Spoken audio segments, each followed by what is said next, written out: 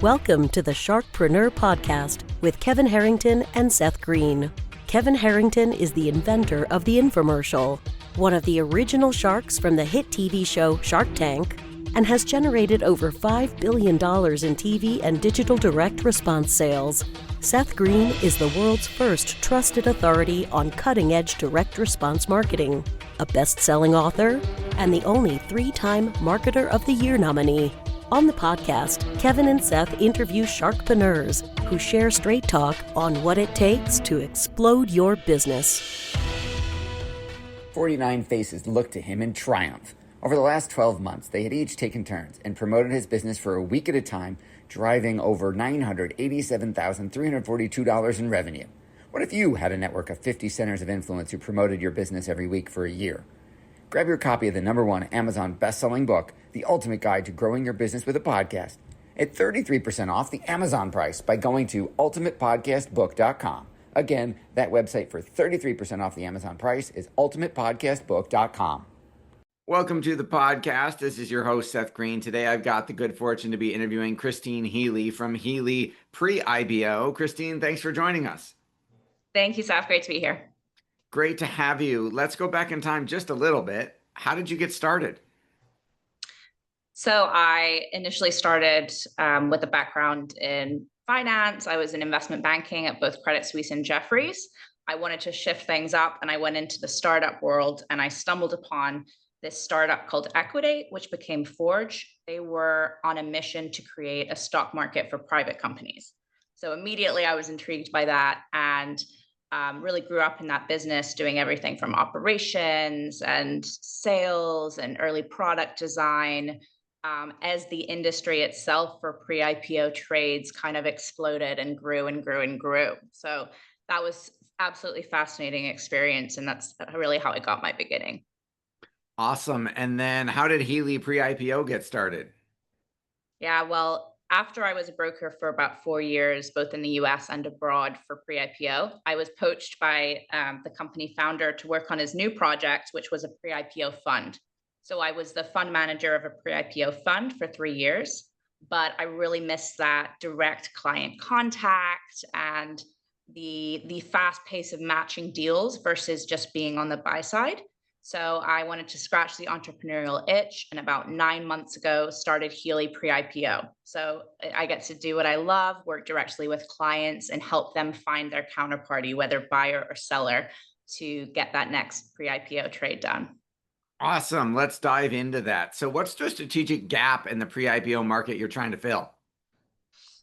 Well, I think there's what I call a proliferation of mediocrity right now. So there's more access than ever to some of these private deals, but I think it's more and more common to get unreliable access, to get access that isn't professional, or to get these false starts where you take an offer at face value, you think you're going to get into that hot tech company, and the deal completely falls apart, and you're left starting from scratch, or you're left trying to find a new deal a month later and the market's moved up in price and you get the short end of the stick.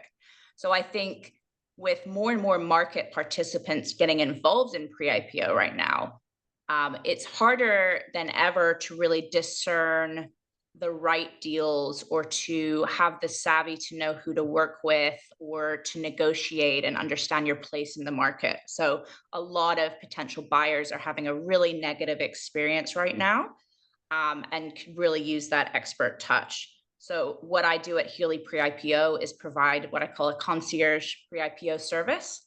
So every client gets to work directly with me one-on-one, and I can explain to them all about this market, help them develop a personal strategy for what they want to get, and extend to them my network and my know-how from close to a decade of working in these deals. So who's an ideal client for you? I work with all kinds of clients, from funds, family offices to individuals. I would say a really common profile is a high net worth investor, someone who is maybe in a very professional field, like a doctor or a lawyer, or they're in tech. They just don't work with the pre-IPO market every day. So they're fascinated by these technologies. They see milestones of SpaceX in the news all the time, or they use ChatGPT every day, and they're just frustrated with being bystanders in some of these innovations. And so they know they want to access some of these companies they love. They just don't know the best way to start. They're stuck in this analysis paralysis because the sizes of deals can be quite large, sometimes 100K, 250K. And that's just not a check size you want to be putting forward unless you have real confidence and real understanding of the process. So that sounds like an investor or someone looking to invest in, whether it's a family office, someone looking to invest in pre-IPOs. Do you also represent the sellers, the companies themselves on the sell side, trying to get investors to buy their stock? Yes, occasionally I represent companies or work with them as they're doing a primary fundraise, but that's a relatively small portion of my business. So the vast majority of my clients are the actual buyers and sellers. And within those buckets, they could be individuals or institutions, both on buy and sell side. And how are you? There's obviously got to be an extensive amount of research and due diligence. How are you vetting the, thousands of potential deals that your clients could participate in? What differs between my service and that of a fund manager or an investment advisor or some other services is that I'm not a fiduciary. So I'm very upfront that my role as a broker is to source you different deals, to help you understand them, help understand the structures, to help you negotiate against the other side, and help you reduce fees, help you look for certain things in the contracts, but ultimately it's up to the client what they want to invest in, and to make the call as to yes or no. So typically clients come to me with an idea of some of the companies they already want. And then I do the exercise of figuring out where we are pricing wise, or I'm really a market expert rather than a fundamentals expert that's, building models and all that.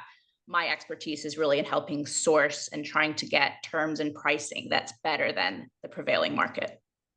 That makes sense. I believe you've got experience both at home and abroad. How did operating in Hong Kong shape your approach to kind of cross-border private deals?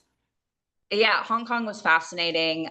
There's a few differences. First of all, it's even more fragmented than the US.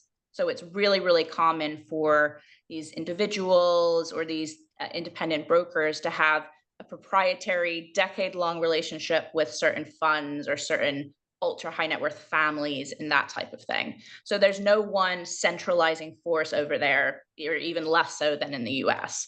So it's really important to know the right people and build out that network in Asia, even more so than the US. Another difference is that the deal sizes are quite large. So it's more common to deal with 20 million, 50 million, $100 million deals. And then, of course, the issuer universe is quite different. So you're more likely to deal in ByteDance, or, at the time it was Gojek and Tokopedia and Grab and all of those. But one of the most interesting things about the experience was seeing how synergistic the international pre-IPO landscape was to US deals, in that it wasn't just Asia unicorns getting traded over there, but rather there's a lot of Asian investors that want access to the US, but also a lot of family offices, funds sitting in Asia that hold stock in US unicorns. So there were family offices that held stakes in Impossible Foods or a number of these other US companies. And so that's the cool thing that I get to still take from that Asia experience and bring to my clients today, even if they're sitting in the US, because my clients get to access the best of my network in the US and get access that's market leading in the US. But they also get to access my network in the UAE, in England, in Europe, throughout Asia. And that can help them even on the US deals, because you never know. It could be a Malaysian family office that holds the US unicorn that you're looking for. So it's quite differentiated in that respect. That's fascinating. I believe you've closed over $600 million in pre-IPO transactions. What's one of your most memorable deals that you think about? There was one deal, and I want to be a bit vague because confidentiality is key, but there was a Southeast Asian institution that held tens, if not hundreds of millions of dollars of a US unicorn company. So we were able to work with that Southeast Asian seller on a $60 million or so deal in a US unicorn, and then cross that seller with a bunch of different US buyers. So there were a few funds that wanted a larger stake, and we were also able to use a special purpose vehicle to get some individual buyers into the deal that wanted access. So it was a really cool thing where we felt like we found the needle in the haystack in finding this seller and sitting in Malaysia for this company that people really wanted in the US, that was a US based company. And we were able to serve both individuals and institutions with this larger deal and do a whole comprehensive strategy on it. That sounds awesome. You've used the buzzword unicorn a couple times. You've contrasted in, I think, on a LinkedIn post, SpaceX 10x growth with obviously FTX's collapse. And you use that to caution pre-IPO risk. How do you help clients build a resilient portfolio knowing that not every single one, no matter how well you vet them, is going to go to the moon? It's really important not to speak too lightly about the risk. These are risky investments. It's not for everybody. It's a certain type of investor that's excited by the risk reward profile of some of these deals. On the other hand, there are different ways to manage risk. So the obvious way for a lot of investments is to diversify and to put more money into a larger number of different deals. So you're spreading it all out. But in this market, we also see almost a flight to quality type strategy or approach to managing risk, where a lot of people will just cut their list of companies that they're interested in down to a short list of the ones they have the absolute highest conviction. So that's really, really common in this market in particular. And because of that, we do see the market right now is very concentrated in a short list of almost blue chip pre-IPO unicorns like the SpaceX, OpenAI, Anduril, et cetera. You talk a lot about white glove personal experience. Can you talk about how that level of service is benefiting your clients? Yeah, absolutely. So there's no denying it's a lucrative market. These companies are growing fast. Sometimes there's a lot of growth to be captured by investors. Because of that, there's more and more companies popping up trying to get a piece of that pie. And really the vast majority of corporate players in this market are vying to take over the market to become a $10 billion pre-IPO platform, et cetera. So they have hundreds of employees and they're really optimizing for scale. I am saying, oh, these companies are going left. I want to go right. And what that means to me is more of an old school personal approach, even though this market is so new school. My thesis is that there's a lot of clients out there that, especially as they're putting maybe $100,000 into a deal, they actually want to work with a person. And they actually would prefer the small business service where everyone works with me one-on-one, but you're still able to leverage my network, my experience, close to a decade in this market, a global network, but it's all centered around giving you a good experience and ultimately striving to outperform the terms and pricing that you're going to get from one of these employees at the big players that maybe has only been in this market a year or two. How does that compare to, and what you're doing compare to, let's say, some of the, you know, crowdfunding platforms for investments out there? Well, I mean, there's pros and cons. So my service is a bit more white glove. I typically work with a $50,000 or $100,000, most likely minimum per deal. There are some platforms out there that are purporting to offer it at 5K or 10K or 25K. So that's not really my niche in this market currently. That's something to be aware of. On the other hand, I try and outperform, and I have an experience in a network that enables me to outperform a lot of the transactions and the customer experience that you get elsewhere. So it is kind of a premium service. Yeah, I don't really care much about sports, but the only sport I care about is competing with other platforms and other deals out there to get my clients the best result. So that's really what I strive for. And again, when all these platforms are trying to digitize and put everything on platform, there's that client that wants to talk to a person, and that's where I come in. Absolutely. And you mentioned your network multiple times. I mean, you've got funds, you've got platforms, you've got brokers, you've got individuals, you got the businesses. How do you maintain and grow those relationships in the market that's as fragmented as you alluded to? It happens very naturally. So, like I said, I've been a fund manager, so that's a whole set of media relationships, client relationships, partnership relationships from when I was sitting in that portfolio manager seat. I've also been a broker in the US and Asia. So that's each of those has brought a whole new range of counterparties and connections. And also the referral phenomenon in this market is huge. So once clients work with me and we gain that trust, they do tend to refer their friends or they know a fund that's selling X. So because I've been in this market, I think 7+ years at this point, all of that cumulative goodwill and the referrals and working in different geographies and doing so many different things has really compounded to where I believe my network is broader and stronger than the vast majority of folks out there. You're probably right about that. You've achieved so much success, not just in your business, but more importantly for the clients. What's your biggest challenge now? My biggest challenge is the fact that I started my small business 9 months ago. So even though I've been doing these same kind of deals day in and day out for close to a decade now, it is still technically a new small business that I'm nurturing. So I feel like the service and the caliber of my experience is one of the best in the market.